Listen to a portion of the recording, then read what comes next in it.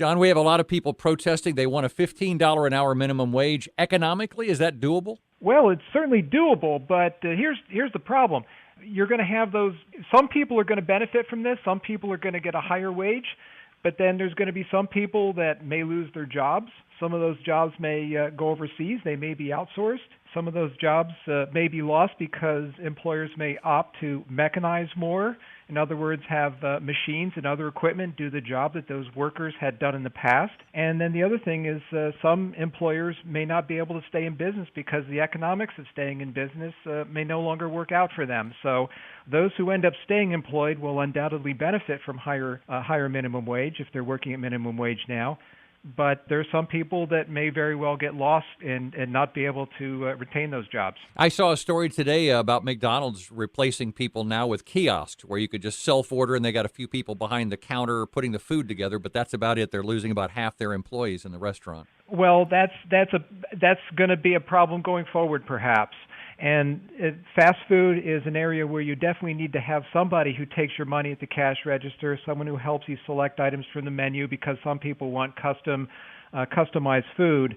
For those people who just want standard fare, perhaps a kiosk could do the job just as easily. I mean, after all, we see kiosks at the checkout at supermarkets these days. You know, I understand people wanting more money. Is there a way this can be done and everybody benefits? Well, the solution that I would propose is one where, yes, you have a minimum wage for folks who have been working at this particular job for a period of time, have a level of skill, and perhaps they should have their wages go up. But then you also have people who are looking to get into a particular line of work.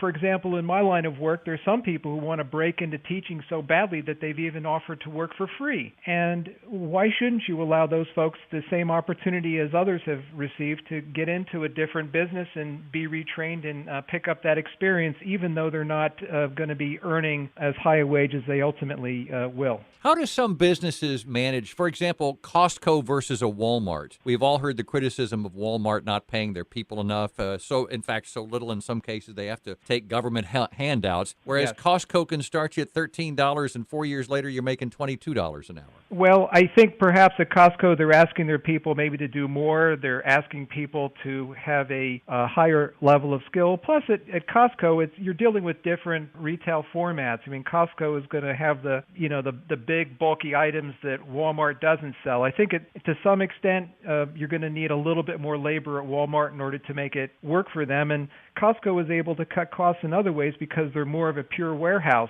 rather than a discount retailer. For example, if you go to Costco, you need to carry out your own stuff in boxes. I don't think they even give you shopping bags. You mentioned something that was really important, and that's value.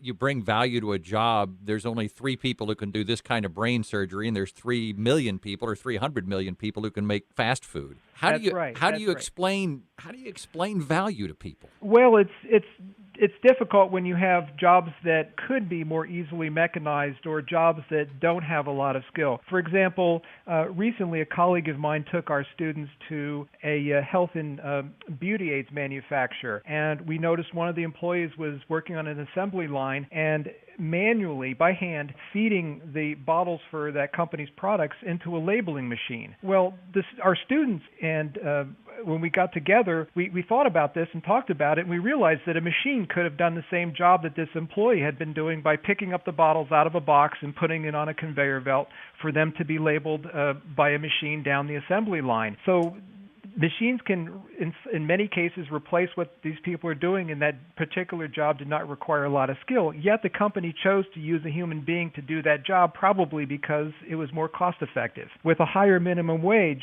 that same company may have made a different decision. Does a higher minimum wage help the economy? This is an argument I've heard quite a bit. It will help some. It's always trade-offs. It will help some workers. Some workers will benefit. Those workers who are able to keep their jobs will benefit. They will spend more. Their children may benefit. Their families may benefit.